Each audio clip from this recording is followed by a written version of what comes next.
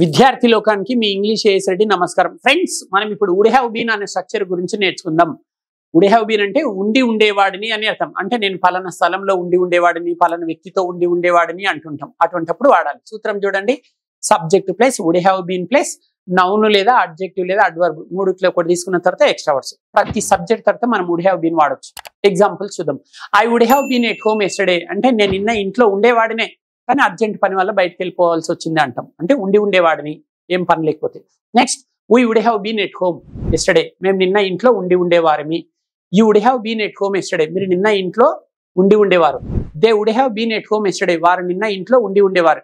He would have been at home yesterday అతడు నిన్న ఇంట్లో ఉండి ఉండేవాడు. She would have been at home yesterday ఆమె నిన్న ఇంట్లో ఉండి ఉండేది.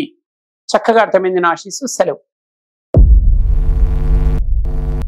విద్యార్థి లోకానికి మీ ఏఎస్రెడ్డి నమస్కారం. ఫ్రెండ్స్, మీకు సంచలన శుభవార్త. ప్రపంచవ్యాప్తంగా కొన్ని కోట్ల మందిని ఊరిస్తున్న కేవలం 7 రోజులలో ఇంగ్లీష్ నేర్చుకునే టెక్నిక్ వచ్చేసింది.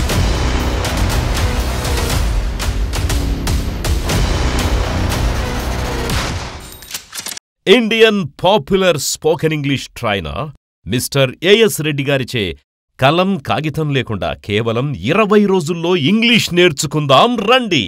ఏఎస్ రెడ్డి గారి ప్రత్యేక శిక్షణలో ఇప్పటి వరకు 1000 బ్యాచులకు పైగా 20,000 మంది విద్యార్థులు శిక్షణ తీసుకోవడం జరిగింది. మరిన్ని వివరాలకు సంప్రదించండి.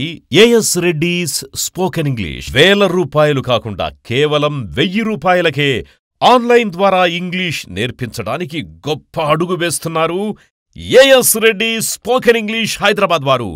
వెంటనే కాంటాక్ట్ చేయండి. Cell number 9989379269. విద్యార్థి లోకానికి మీ ఏఎస్రెడ్డి నమస్కారం.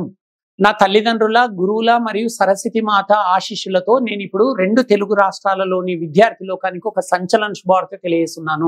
నేను 1,00,000 మందికి ఉచితంగా ఇంగ్లీష్ నేర్పించాలని నిర్ణయం తీసేసుకున్నాను. మరి ఈ ఉచిత స్పోకెన్ ఇంగ్లీష్ శిక్షణకు ఎవరు అర్హులు అంటే మినిమం క్వాలిఫికేషన్ డిగ్రీ అయి ఉండాలి. ఈ డిగ్రీ వరకు అంటే 1వ తరగతి నుంచి డిగ్రీ వరకు ప్రభుత్వ పాఠశాలలో, కళాశాలలో చదివిన విద్యార్థులు మాత్రమే అర్హులు అన్నమాట.